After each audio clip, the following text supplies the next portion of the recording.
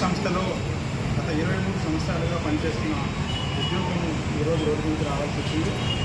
గౌరవ ముఖ్యమంత్రి గారు మాకు ప్రతిపక్షం ఇచ్చిన హామీ ప్రకారంగా ముఖ్యమంత్రి గారిని వేడుకుంటున్నాము. ఇక 2008వ సంవత్సరంలో దివంగత మహానేత రాజశేఖర రెడ్డి గారి పుణ్యం వల్ల మాకు ప్రచార పాలసీ వచ్చింది. తమరు ముఖ్యమంత్రి పదవిలోకి వచ్చిన తర్వాత మమ్మల్ని రిజర్వేట్ చేస్తామని చెప్పి అసెంబ్లీ సాక్షిగా హామీ ఇచ్చి ఉన్నారు.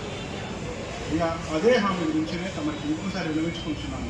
23 సంవత్సరాల నుంచి చేస్తున్న మా జీవితాల్లో ఎలాంటి ఎదుగు పొదుగులు ఉండబోయాయి.